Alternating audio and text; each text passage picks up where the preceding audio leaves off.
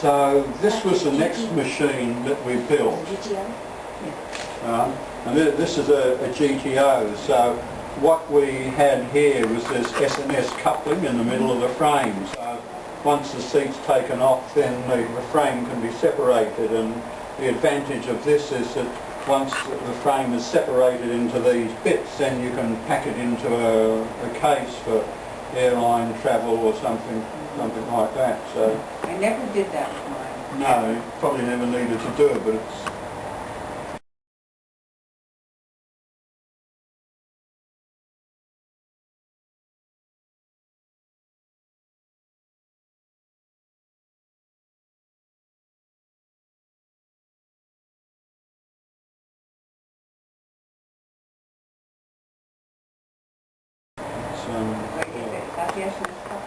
It makes it better for shipping also. yeah, that's right. Smaller the box. Yes.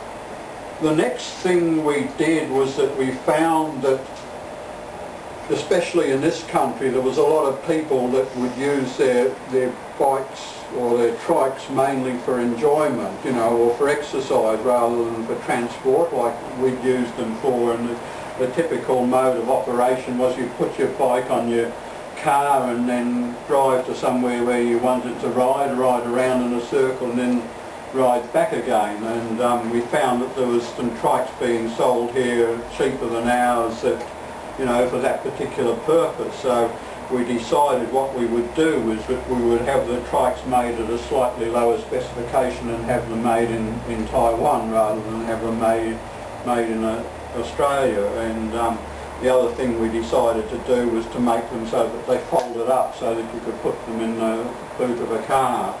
And this factory here is a factory in Taiwan.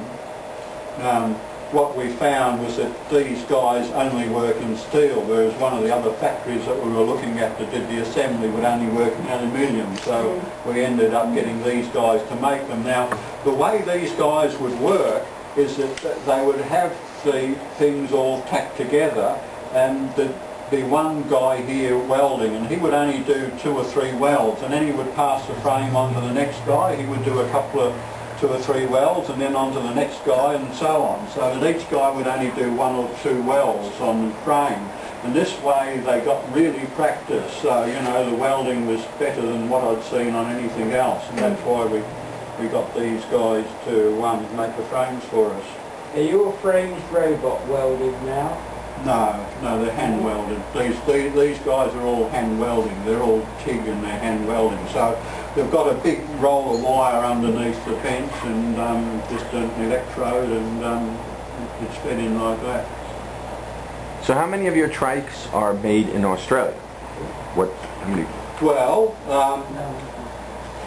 what we do is we operate in a number of different ways. One is that we have machines which are fully assembled in Taiwan, and then we have some frames built in Taiwan which are sent to us, which we powder coat and then we assemble. That gives us more flexibility, and we use the lower volume ones for that. So trikes like the GT3 and the GT5, which are our highest volume trikes, are made in Taiwan, and also the Anura, which what happened with the problem with doing it this way was that this factory only makes frames and nothing else. So we would have to get the frames made here, then we would have to get the frames shipped to this other factory. This factory here only works in aluminium, but they assemble as well. So we would have to get the frames made in Maxwell, which was that factory, and then they would have to be sent to Pacific. So you'd have to get the scheduling right between both of them, and that was a bit of a problem. So when we came to do the Anura, we decided to make that one in aluminium, so that this factory then did it completely. What sort of cost difference would there be between an aluminium frame and a steel frame? I'm not exactly sure. I think that you probably adds something like about 10% to the cost of the whole machine, because the frame's only part of it. The greater cost is in the components rather than the frame, depending where you have the frame made.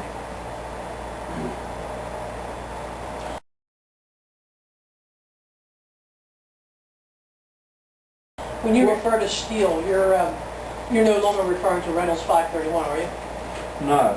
Well, the other very interesting thing was that when we had stuff made in Taiwan, I just went one step at a time. Like, for instance, I just got them to do the crank brackets to start with, the extension at the front that holds the pedals.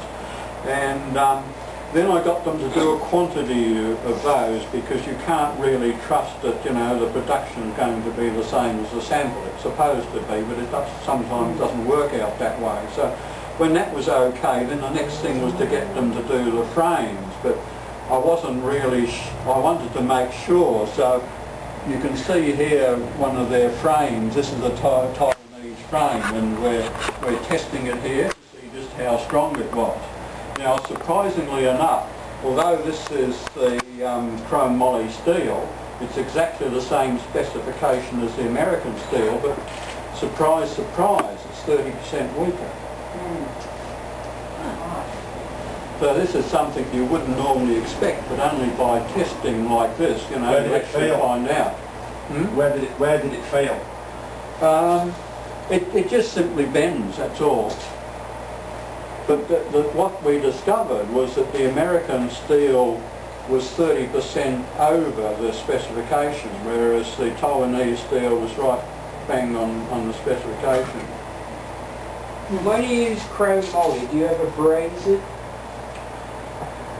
It was interesting, those two trikes which went around Australia, one of them was TIG welded and one was bronzed, and there wasn't really any difference. On a racing car chassis, if you weld it rather than braze it, a chrome moly chassis, you have a lot of problems. But then a racing car's go through a different load of stress than a bicycle. Well, what I don't like about the bronze welding is that it gets the steel too hot. There's too much heat put into it, you know, whereas if you MIG weld it, there's very little heat put into it, and I found they were generally stronger. So, you know, different applications, different experiences. And it's not so labour intensive either, is it? No. Well, the MIG is the fastest way of welding. TIG's a bit slower. TIG's about 3 times as slow as the MIG welding. That was why we used the MIG welding, you know. But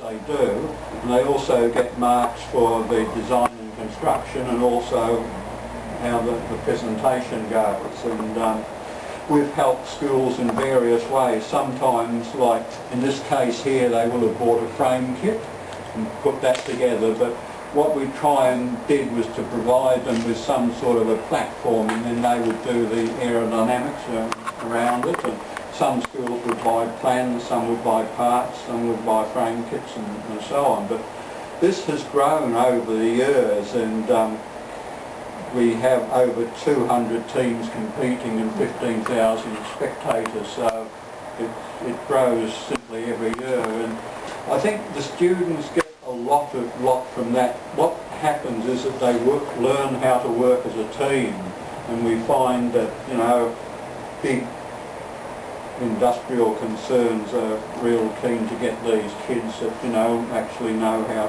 to work as a team. I think that's been, you know, extremely valuable for the schools.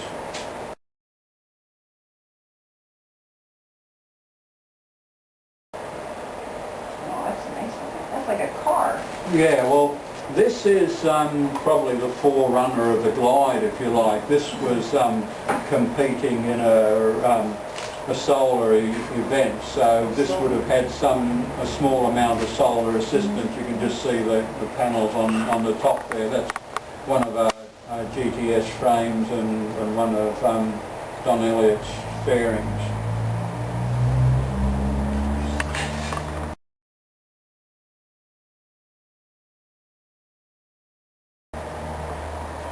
This is one of the school events. You can see the crowd that's there.